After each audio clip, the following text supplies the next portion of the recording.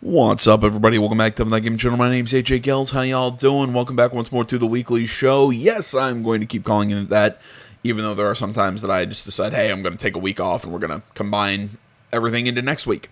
This week, it had to happen because of just everything that's going on in the U.S. right now. My state got hit with a shelter-in-place order. So did the state that I work in.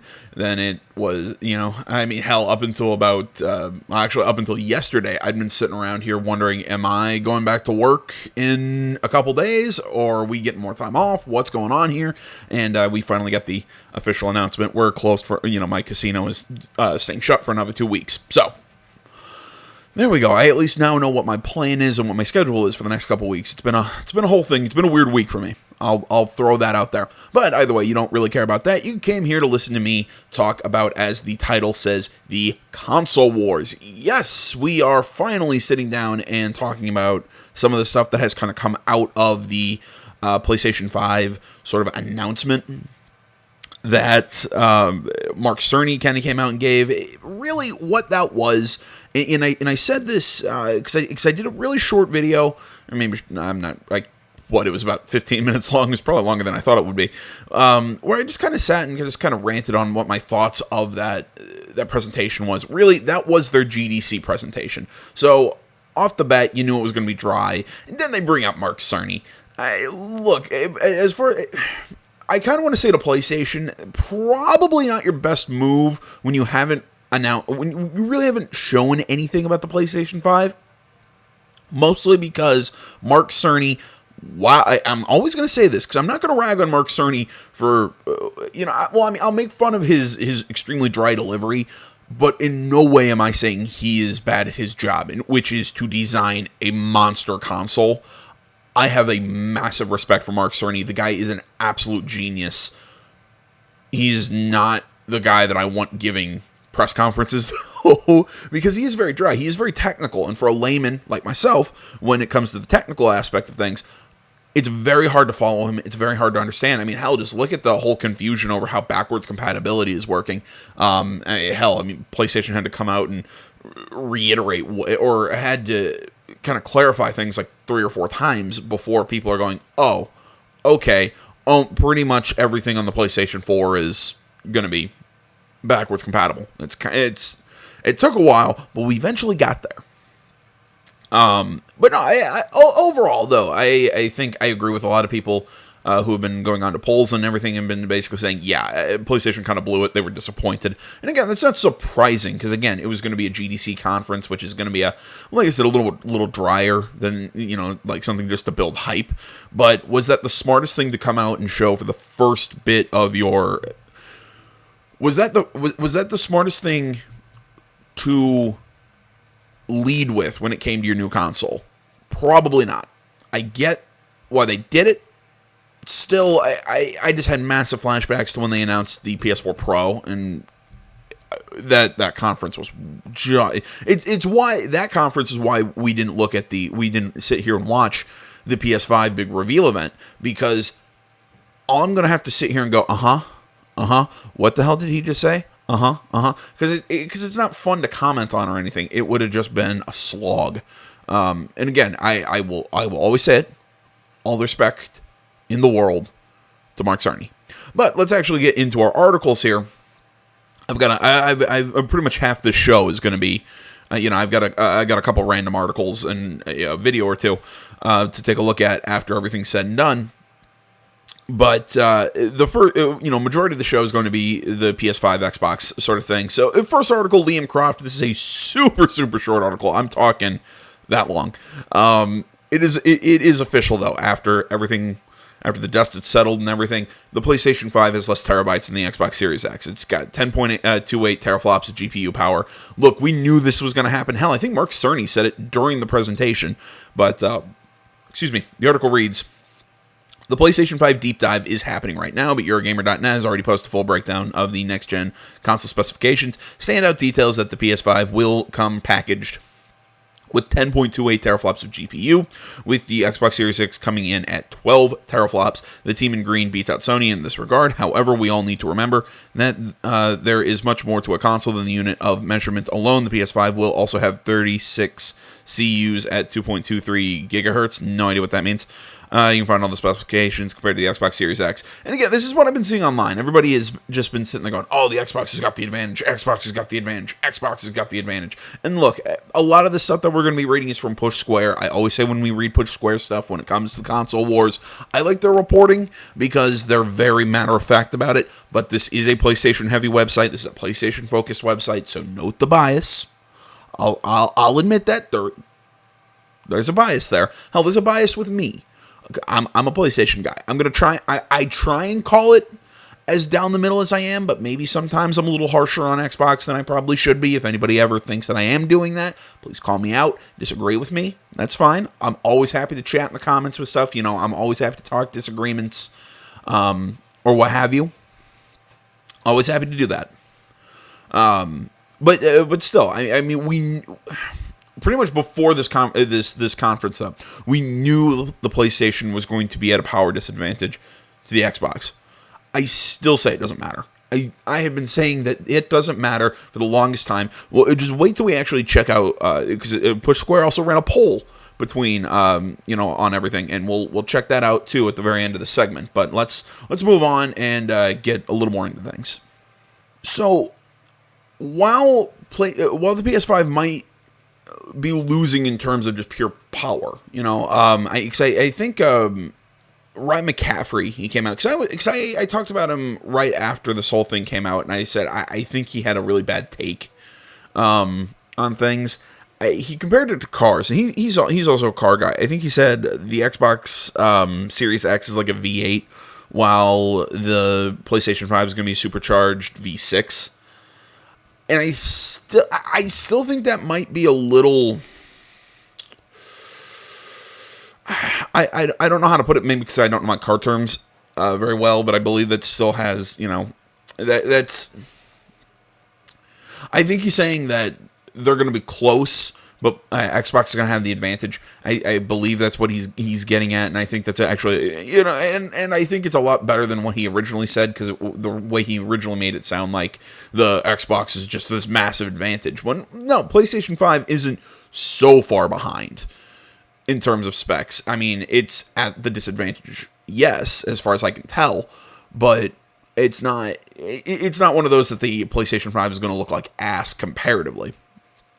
And then you also need to remember, Mark Cerny even came out and said this, and I think a lot of developers have been saying this, because I think this article and I think the next one have to do with a lot of people in the industry who are saying this is a very interesting console. This is as PS5 SSD represents biggest leap in my career, says The Last of Us 2 co-game director. This is an article, Sammy Barker, on Push Square. Again, so a lot of developers are coming out and saying, we like the hardware that's in the PS5. It's very developer friendly. It's really letting us do things and push the boundaries of everything. I believe I said this during the my quick reactions to the conference video. The PlayStation 5, because I think this is what Mark Cerny was basically saying. Look, pure power isn't the end all be all. We have a less powerful console that allows us to do more. It's more malleable. It allows us to do certain things better than if we actually had that full-on power. So, it's like I said, I think it's one of those that I don't think we should be looking at the pure teraflops as a one-to-one comparison, as this is the evidence of success, if that makes sense. Well, let's keep going here. While the average Joes have been bickering about PlayStation 5's small teraflop disadvantage when compared to the Xbox Series X, developers have been quietly stressing how exciting Sony's next-gen system really is. Kurt Marginou, I'm not entirely sure how to pronounce his last name, the co-game director of The Last of Us Part 2, is one such industry veteran who is super excited with the potential of the upcoming console. Excuse me. Quote, still tripping about the PS5 SSD spec, he wrote on Twitter, like people don't even know how big of a leap in terms of game design can be made, especially for a first party that doesn't have to design to lowest common denominator. By far the biggest leap in my career. Can't wait. He added, no, I'm not hinting at anything Naughty Dog is working on, just speculating based on those numbers, end quote. Perhaps the big problem for consumers like us is that the Japanese giant yet to demonstrate exactly how its ambitious new technology will be utilized. We're sure once it starts to actually reveal some games, we'll all be impressed by what's possible. Exactly when that will be, though, is currently unclear. And see, I think that's a very good point of what he said. You know, that this is especially a big leap for first-party developers. Because I'm sure a lot of people are saying, oh, well, he works at a Sony studio. Of course he's saying good things about Sony's console. But the individual specs of a console is actually better for the people who work at those first-party studios. Again, same thing with anybody who's looking at the Xbox Series X, who's at an Xbox studio. Yeah, they're going to be more interested in the Xbox specs because that's what they're developing strictly for. You know, it's like it's like this guy said. He doesn't have to, as they call it, the lowest common denominator, basically meaning, you know, when something's going to come out on both platforms, they have to find something that's going to work for both sets of hardware. Well, if they're going to make something with the PS5 exclusive, they can push they can push the PS5 specs to the limit with, you know, what they can do. So again, this is like I keep saying. I think this is going to come down a matter of what each company does with what is in the box rather than what the box itself can do, if that makes sense. You know, it's the driver of the car, not the car itself, to go back to the, you know, to the engine reference that I was talking about a little earlier. I think that's the best way to put it. It's going to come down to what the developers do with the technology rather than what the technology itself specifically is. I think that is the best way to look at this console comparison. And again, I look, this is all speculation at this point. I mean, as far as we know, the PlayStation 5 is still coming out in holiday 2020. They've said that the virus and everything is not pushing back production or anything like that. Yes, we have been hearing some stuff that, you know, like physical copies of games are going to be pushed back and everything. Personally, I think the easiest thing to do is give retailers codes and everything, so people like me who bought a collector's edition of The Last of Us Part 2 or Ghost of Tsushima, if they're still having problem with production and everything at that time because of everything that's going on in the States, well, okay, then just give me a code so I can at least download it and play the game, you know, and then later let me go pick up all my bonuses and everything. You know, I don't see a problem with that. And again, maybe it's a misunderstanding on my part of how online retail works, but again, I think developers and the publishers and everything can do that. Like with Final Fantasy VII, they've said that physical copies could be delayed. I'm not 100% sure if anything's been said in the meantime for, but either way, I'm getting off topic. That's a kind of a separate thing. But as far as the actual console goes, the PS5, as far as Sony's telling us, and they've said it multiple times, it is not being delayed. It is still holiday 2020. I think Xbox is coming on or very close to Thanksgiving, because it said Xbox Series X available Thanksgiving. I don't know. It's weird to me that you'd release something on Thanksgiving, but whatever. It's on or around Thanksgiving. I haven't 100% checked the date on that. I've been seeing the headlines or whatever. But yeah, it's like I said. I'll say it one more time. My entire thought is this is what's going to be I think a difference maker here when it comes to the power kind of talk between the consoles. It's going to come down to what the games are, in terms of concept and what the developers do with the tech to make the games. You know, I really do think that games are going to be the big decider between who wins between PS5 and Xbox Series X. And again, this is all one of those. This is all speculation until the holiday season. Okay, kind of continuing on in the same vein as the last article. This is Sammy Barker. PS5 is one of the most revolutionary inspired consoles ever designed. This is from the co-founder of Ready at Dawn. Article reads, well, there's been a lot of dick measuring with regards to the PlayStation 5. Yes, I can say that without the asterisks, because this is my channel and I decide what's allowed to be said.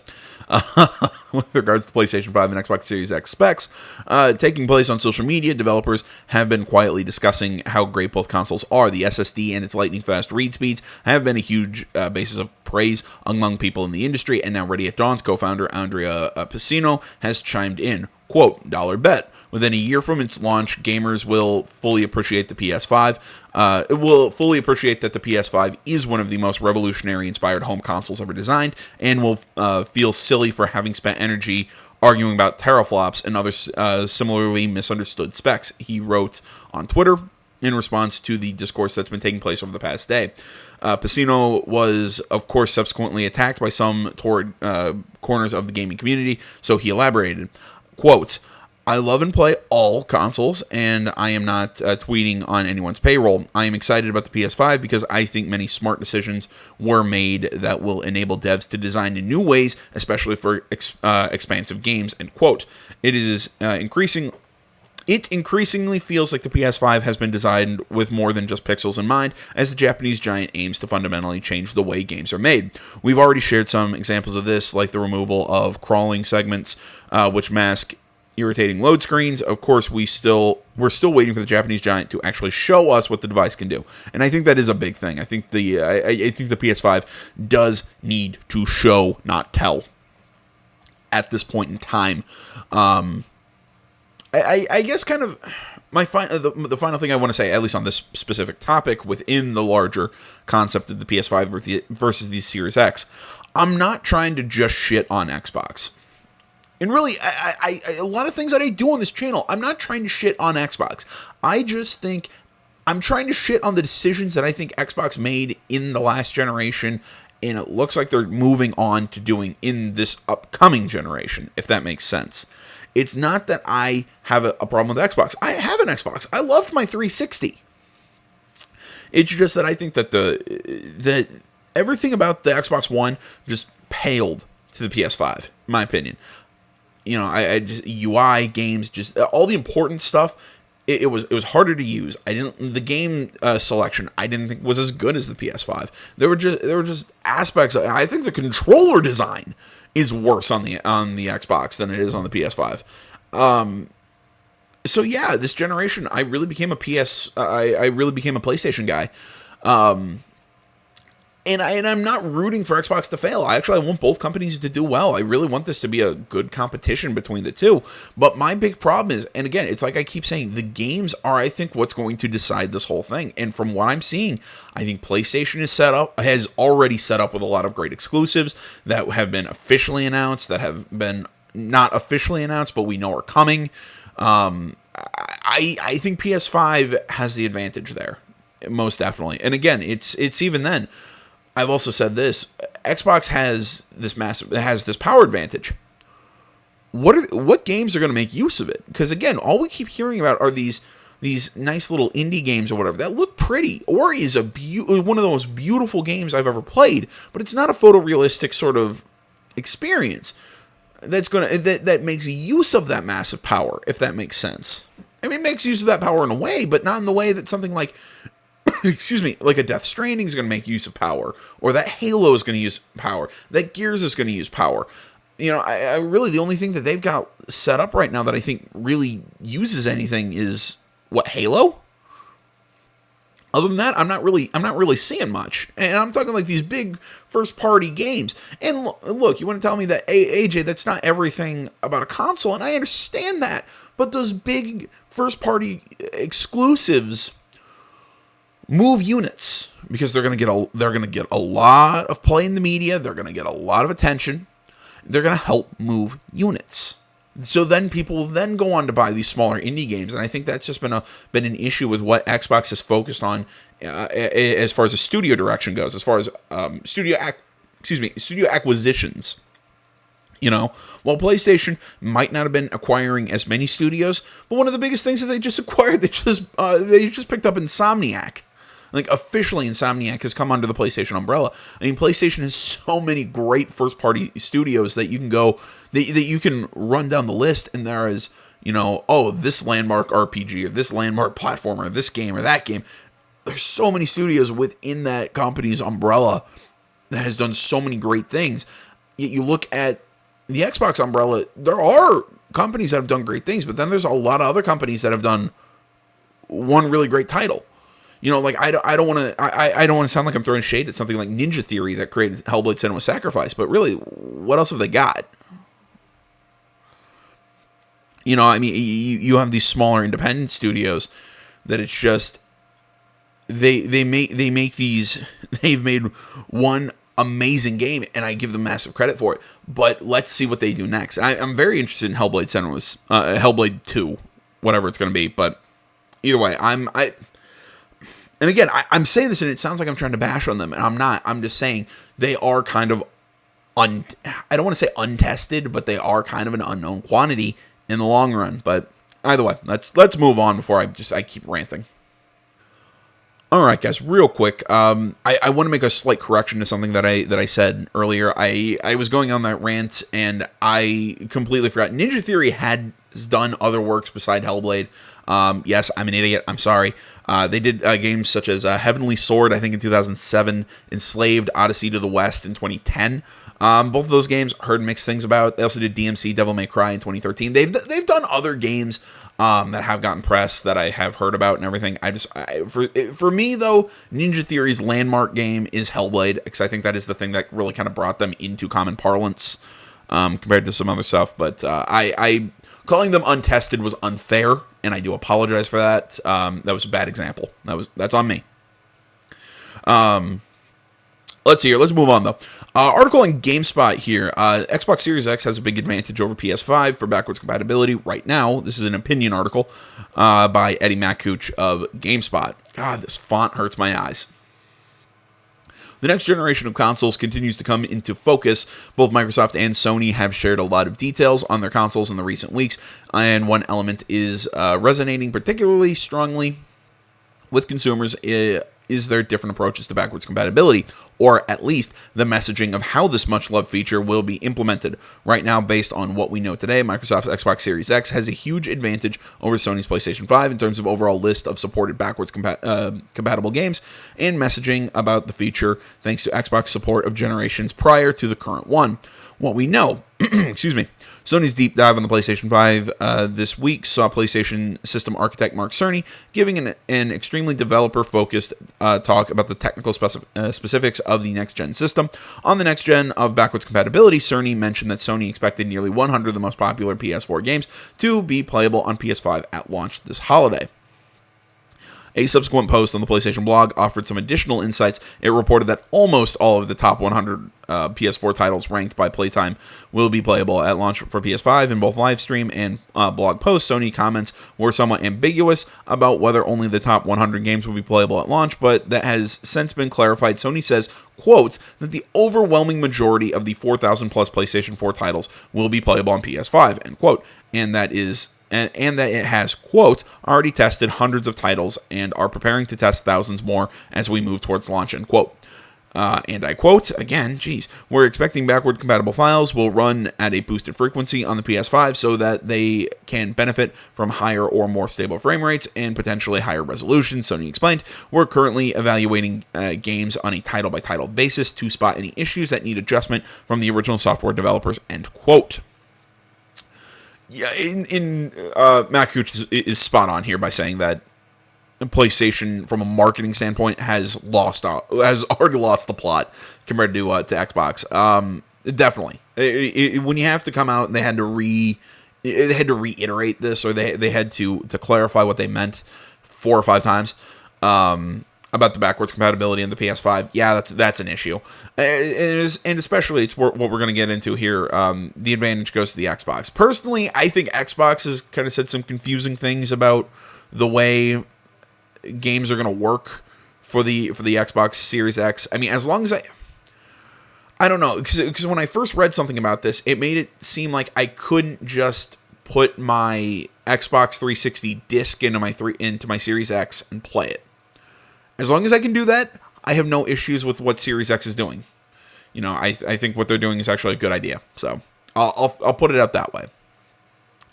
Looking at the competition, it's clear Microsoft is currently at a huge advantage for backwards compatibility with the Xbox Series X for its part. Microsoft has said since E3 2019 that the Xbox Series X will support 4 generations of Xbox games, covering thousands of games in all. The console will play titles from Xbox One, Xbox 360, and original Xbox, in addition to next-gen titles. The Xbox Series X will play every Xbox One game, of which there are more than 3,000, as well as more than 600 Xbox 360 and original Xbox games that currently play on Xbox One through backwards compatibility. Some titles, of course, may not join the backwards compatibility catalog due to licensing issues or if they use unsupported tech like Kinect. Okay, so I agree with that. But again, my question is, for those 600 Xbox and 360 and original Xbox titles, again, my question is, because again, I read an article that was kind of vague, kind of wishy-washy on these terms. Is it so that, and again, if anybody out there can clarify this and knows specifically, can I put my 360 disc into my Series X and it reads it, we'll play, we're good? Because if not, I will 100% say Microsoft and Xbox has the advantage here. They win in backwards compatibility. And look, I feel like I go back and forth on this, yet I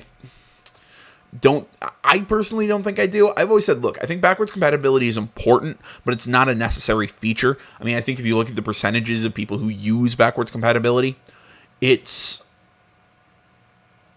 a very low percent. I think it's under 10. Yet at the same time, my stance on it is it's a very good marketing tool. It's a very good idea to put on your console. Now, the fact that Xbox has the advantage when it comes to backwards compatibility, when both are going to have it in some way, shape, or form, I don't think is a massive advantage. I think it's an advantage, yes, but it's not an end-all, be-all, if that makes sense. That's what I'm trying to get at. Where were we? Microsoft told IGN, there we go. Microsoft told IGN in 2019 that the intent for all 3,000 Xbox One games to be playable on Xbox Series X at launch. However, the company acknowledged that this will be a big challenge given the size of the back catalog of games that it wants to bring forward. No matter the specifics of its backwards compatibility plans, Microsoft's ambition is grander, and in presenting that, it has been clearer than Sony in its messaging, 100%. It remains to be seen if either company will follow through on the specific promises, but Microsoft is seemingly pushing harder as it relates to supporting older generations through backwards compatibility. And beyond the numbers, Microsoft is speaking more openly about the, god damn, I think this thing looks dumb.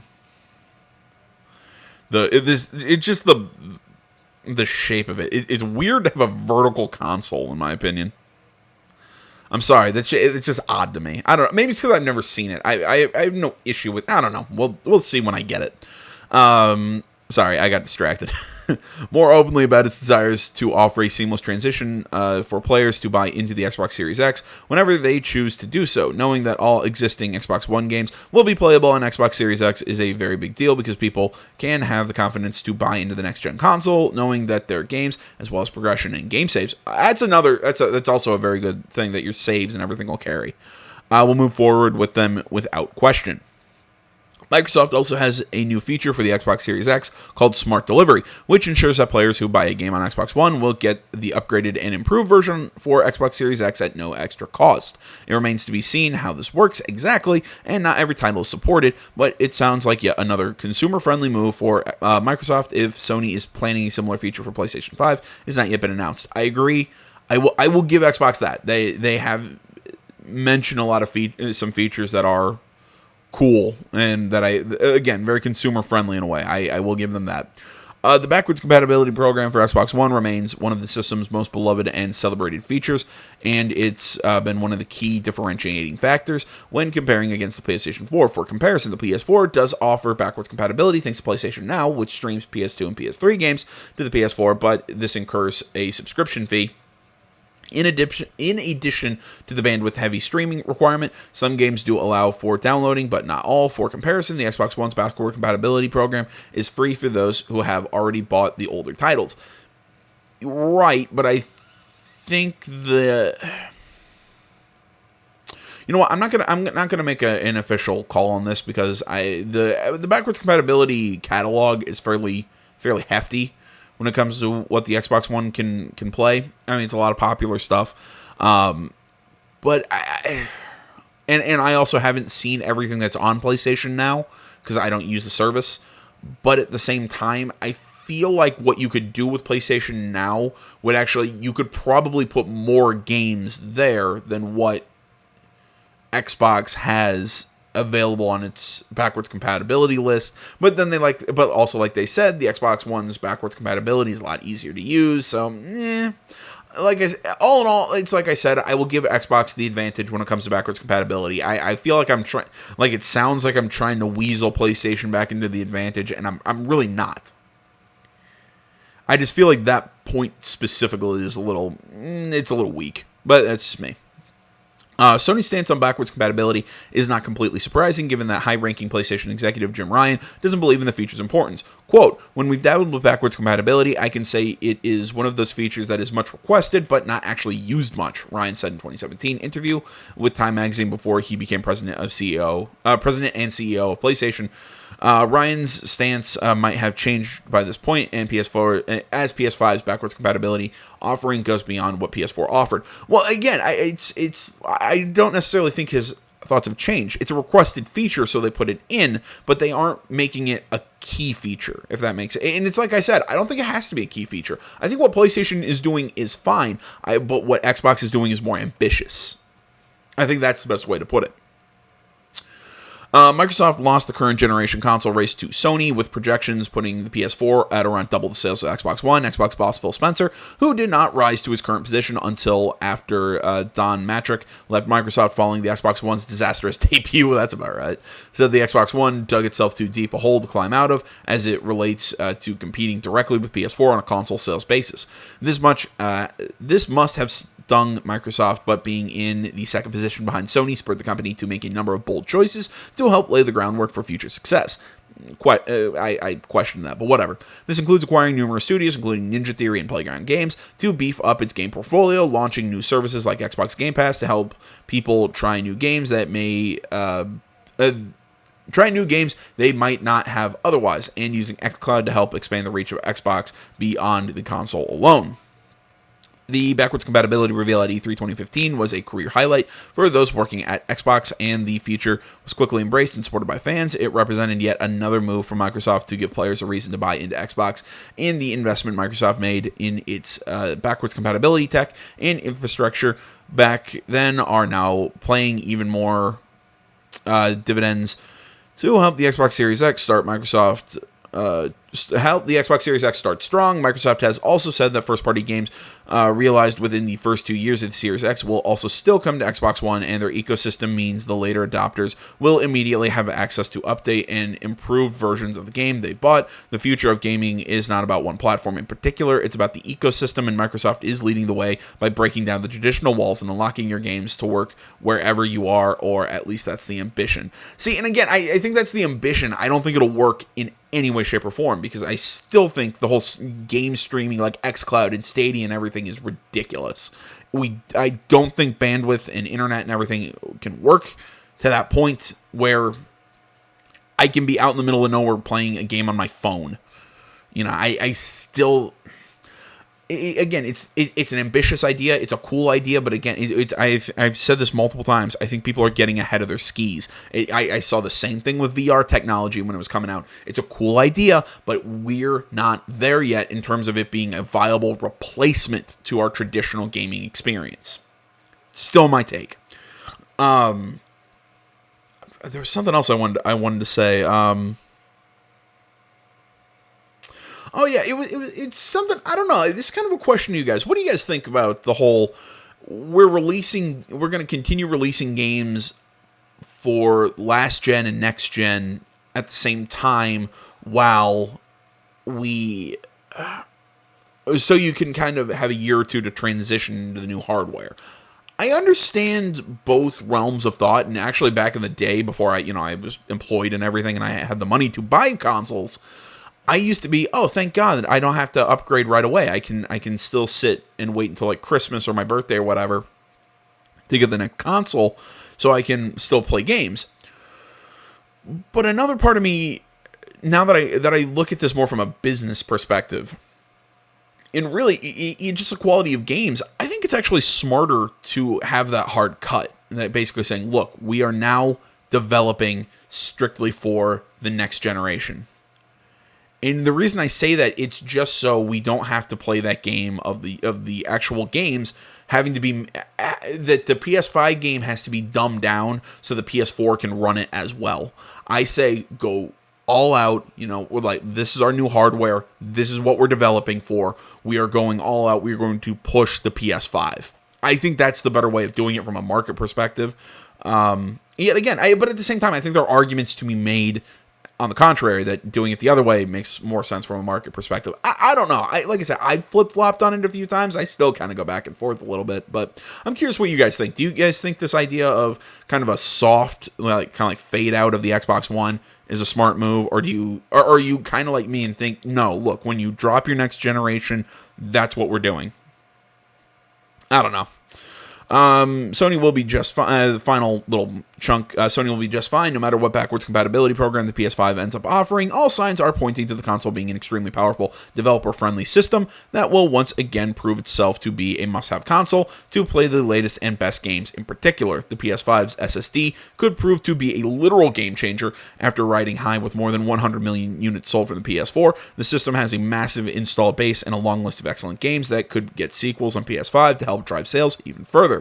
That's all well and good and expected, and people don't buy new consoles first and foremost to play old games. It's just too bad that Sony isn't following in Microsoft's footsteps in giving players the option to enjoy more of their older games with backwards compatibility, and if they plan to, it's a shame they haven't said so. See, I think that's a very measured take. I think that's a good take, all in all. I don't think I can sum anything up better than that. I do think that is a very good criticism and mention of where Sony's position is at the moment.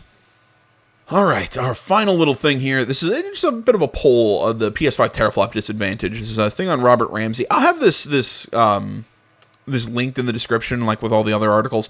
But really, I just want to take a look at the individual polling questions. Now, I've answered some of these. I'm just kind of scrolling through here just to kind of see the results. But let's take a look at the results. So, do you care that teraflops and do you care about teraflops and other console specs? See, I kind of go back and forth between I care more about the games, and it kind of depends. It depends if there's a significant difference, but I don't think there's a significant difference here. And let's look at, and again, as I said, Push Square has a PlayStation bias, but most people care more about the games, and I think that's very good. And again, this is only about 7,250 votes. But no, I think that one's spot on. I think the games are more important, and then. Has the weaker PS5 specs put you off from buying the console? No, I'm still buying the PS5. I totally agree with that. I totally agree with that, and I can understand why you'd say I need more for the PS5. More details on the PS5 before I buy it. I've said this before. I'm buying both, but again, that kind of comes with having the channel and everything. I kind of have to buy both. No, I definitely. I'm a PS5 guy. I am a PlayStation guy at the moment. PS4 really helped me kind of dive back into that. And I still think, I said this after the Mark Cerny thing.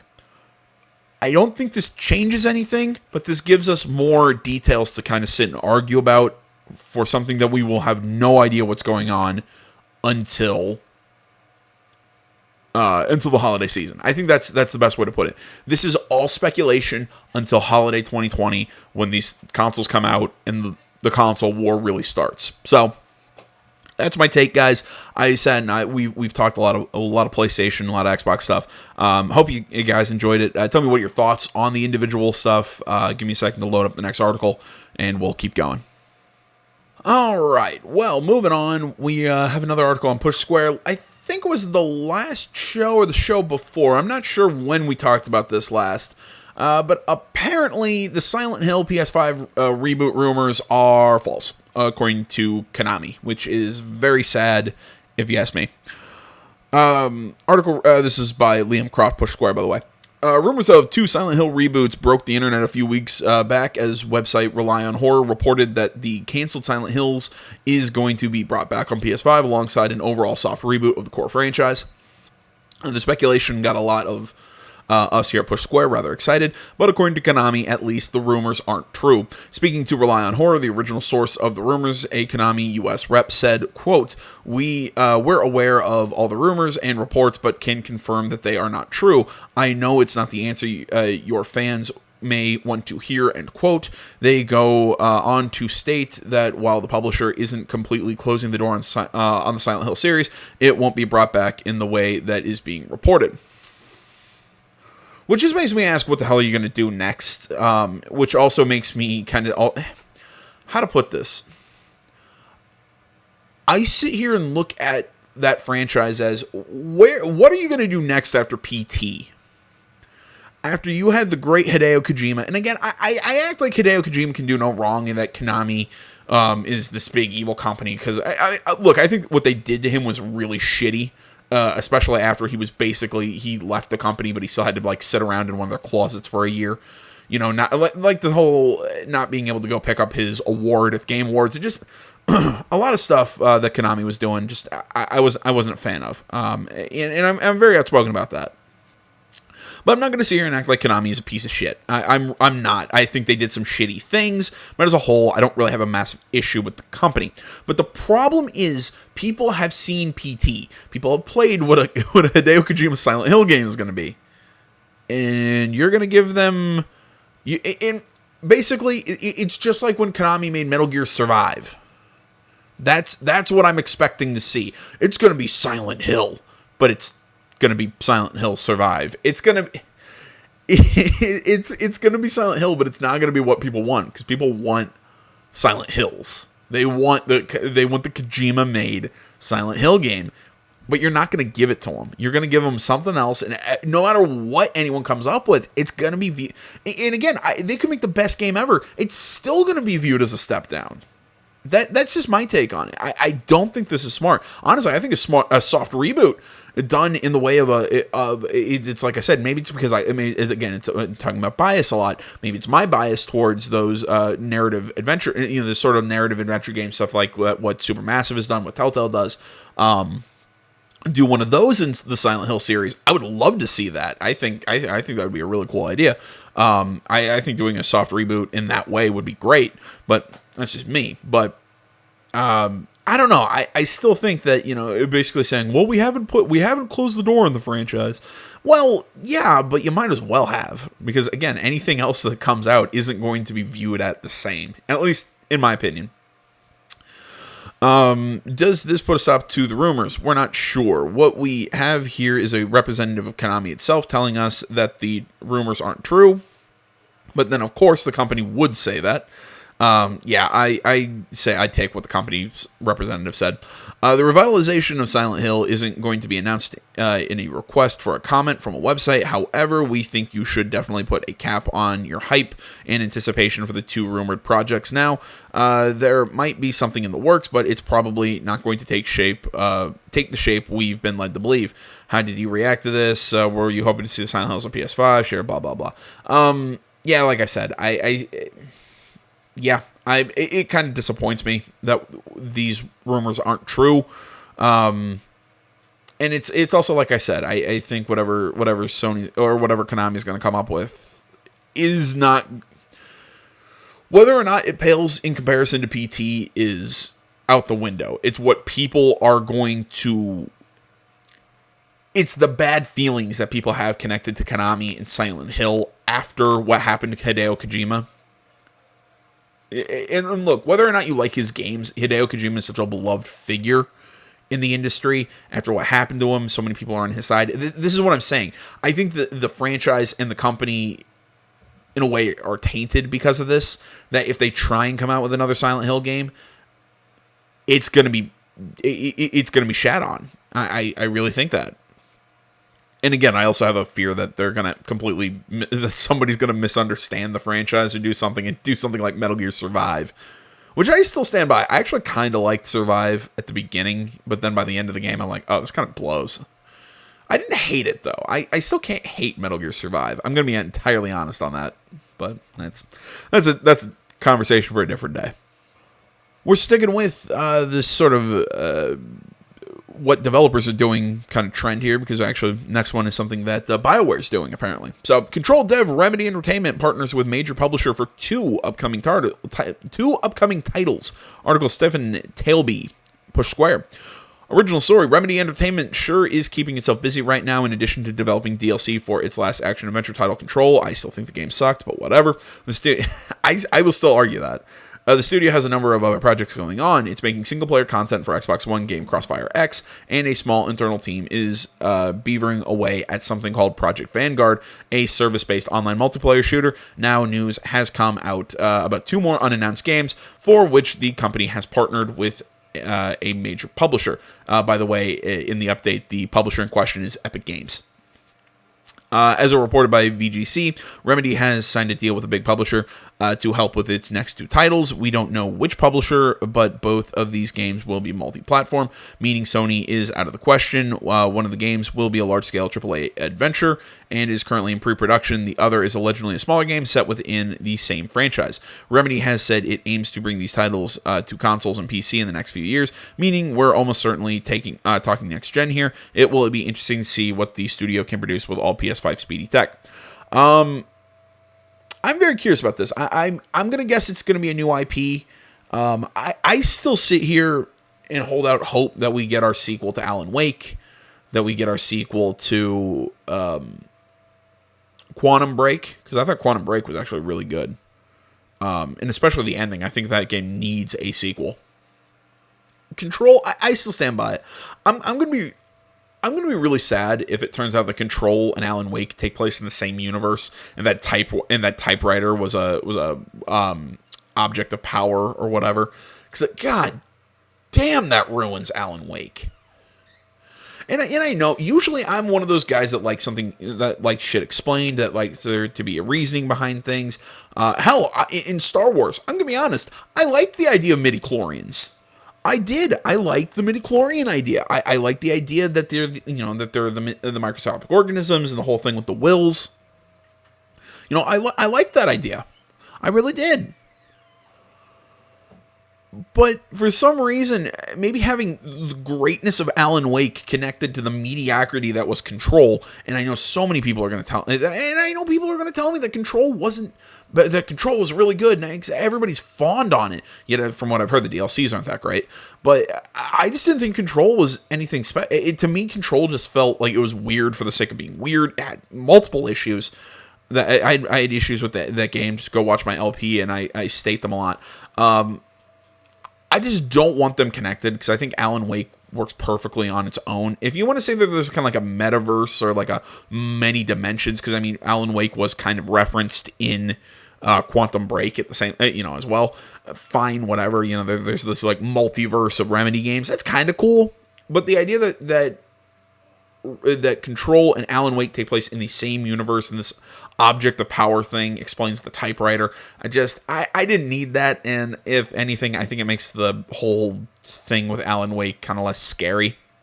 At least it's my take. Whatever, let's move on. I'm sad now. Moving on, BioWare is developing a new game in one of its most prestigious franchises. Article Samuel Horty of PC Gamer. Let's see. BioWare is hiring for the next major title in one of our... BioWare is hiring for the, next major title in one of our most prestigious franchises, unquote. A job posting on EA's website has revealed. Hat tip segment next. The company's Edmonton branch is looking for a technical director with, quote, AAA multiplayer... For a technical director with, quote, AAA multiplayer games on PC or console, end quote, to work on the new game, as well as across the studio's projects. The job ad doesn't give away any more details, but we wouldn't be surprised if it relates to a new Mass Effect game, which just shocks me that they would dare come out with another Mass Effect game before the next Dragon Age. Reports emerged in November that the next game in the long-running series was in development at Edmonton Studio under the leadership of longtime BioWare producer Mike Gamble, who worked on Mass Effects 2, 3, and Andromeda. Yeah, that last one's not a massive feather in your cap. Multiplayer has played a big part in the previous Mass Effect games, so again, it fits. I agree with that. It does fit. It is also certainly counts as one of the company's most prestigious franchises. The other obvious possibility is the next Dragon Age game, which BioWare General Manager Casey Hudson confirmed was in the works at the Edmonton studio last year. We'll keep our eyes peeled for new developments. Honestly, given the whole multiplayer thing, I have to go with it's Mass Effect. But at the same time, god damn, when is this Dragon Age game coming out? But we also have to take into consideration, we've heard rumors that the next Dragon Age is going to have a live element, is going to have, kind of like a game service element, kind of similar to I don't want to say similar to a thing like The Division, but there's going to be some sort of like PvE element to it that, because there were multiplayer aspects to Inquisition that I just never used, because why the hell would I do that? It just seemed like such a bad idea. But yeah, who knows? They could go full multiplayer for Dragon Age, whatever 4 is going to be. I think that's just going to completely shoot your franchise, and it's going to completely kill you as a developer. But especially also after the gigantic clusterfuck that was Anthem. Oh, well, they're rebuilding Anthem for Anthem Next or whatever. Yeah, do that as everybody has just gone, fuck you, and moved on. God damn it. You'd think BioWare would stop focusing on the multiplayer after, again, the shit show that was Anthem. Though I guess at the same time, you could say maybe they shouldn't focus on single player after the shit show that was fucking Andromeda. Even though I still stand by it, Andromeda was okay. It's just, again, I still say it pales in comparison to all the other Mass Effect games. I mean, I guess BioWare does have some multiplayer experience when it comes to with MMOs, especially when it comes to like Old Republic, which I've been seeing some LPs of it. Okay, the game isn't exactly what I thought of it. It's definitely got a cool single player aspect to it. Now that it's kind of like free to play or whatever, I might give it a shot somewhere down the road, but. I don't know. I still think it isn't. It feels like it's trying to be multiplayer version of KOTOR, but at that point, I'd rather just play KOTOR. Yeah, man. I don't know. I don't know what the hell BioWare's doing. Just how hard is it? This is something that I've been saying for a while. They need to go back to basics and make a great single-player RPG. Stop trying to do Anthem. Stop trying to do all this multiplayer bullshit. Make a great Mass Effect game. Make a great Dragon Age game. Make KOTOR 3. Do something that fits to your strengths and not listen to EA as much, which, dear God, I hope is the problem with them, that they're listening to EA too much, and not that the company has completely been infected by these people who are like, Anthem's a good idea. Jesus Christ, that game was bad. Ugh, I'm sorry. These last couple articles have just made me sad now. Yeah. Let's move on. I've made my thoughts clear. Okay, final thing we're going to be looking at today. We have Rogue Company. This is a gameplay reveal trailer. We took a look at Rogue Company a while ago. I can't remember exactly when it was, but I know we took a look at kind of like a development trailer or whatever. This was sent to me by Akita Touchdown, by the way, good friend of the channel. He does a lot of streaming and stuff like that. Go check him out. He's on Twitch, Twitter, YouTube, all that stuff. Good dude, by the way. So, there you go, man. Don't say I never said anything nice about you. Nah, I'm just giving him some shit. He's a good guy. Either way, he sends me a lot of like multiplayer stuff because, that's where his realm of expertise is. He likes multiplayer games and everything, while I'm more of a single-player guy. Though he's the guy who's kind of got me into Apex. So, I think he's got a good head on his shoulders. Yes, I'm done promoting my friend here. Either way, so he usually sends me trailers for multiplayer stuff, and he sent me something for Rogue Company. Now, this game seems kind of interesting. Kind of a third-person hero shooter form of Counter-Strike. Okay. I'm definitely interested. You've got my attention. I love third-person shooters. I like Counter-Strike. Okay. Cool idea for a game. So finally, with this trailer, we get some snippets of seeing what it looks like in action. And personally, I think it looks a lot like Overwatch. It kind of loses that it loses that cool Counter-Strike vibe and just feels like third-person Overwatch, in my opinion, which I don't think is necessarily a good thing. Real quick, he also did send me another trailer for Insurgency Sandstorm. It's just about a month old, and I thought, by now we're running over an hour, so I didn't include it in this in the show, but it is down in the links right under the Rogue Company trailer. So if you want to go check that out, all that, and once more, like I said, go check out Akita Touchdown. So there you go. Let's take a look at this. All right, sorry about the weird cut there. I don't know, my thing wasn't recording audio, so let's go now. Wake up, American. Of course, the American's got the big-ass revolver. It's time to get paid! Don't worry, Demo was born ready. Follow my lead. Almost at the drop zone. Get your heads in the game. Let's put on a show!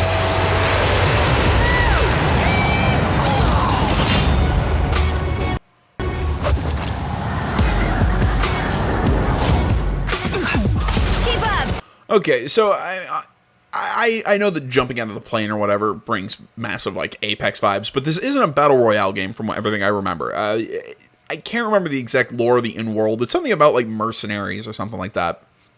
But basically, you drop in, and it's basically you have a defending team and an attacking team. It's like I said, it's very much like Counter... The way the game was described to me is very much like Counter-Strike.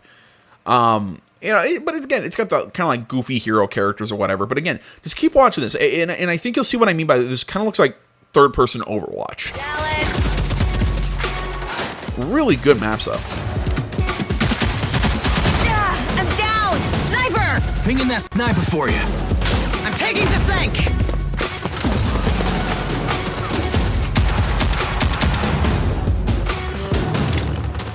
Today is not your day, huh?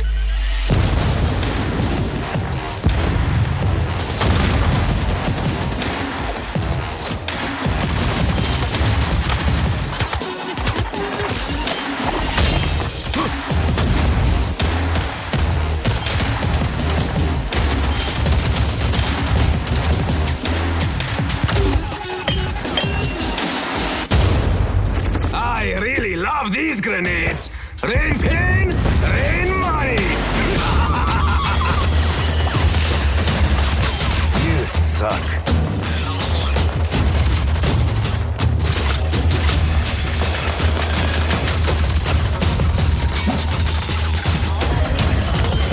You make this too easy. You know what? Taking a look at this now, because I watched this before I started the show, and now I'm watching it again. You know what? I initially had some problems with it, kind of calling it third-person Overwatch, which I still kind of stand by.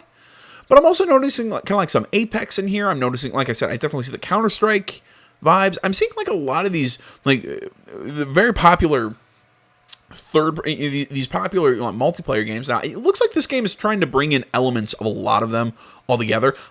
I don't know why. Actually, I'm liking this concept a lot more now on this second or third viewing of this trailer than I did the first time.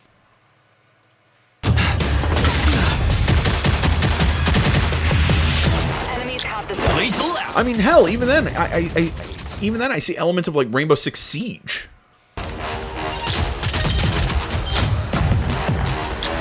I've got the objective.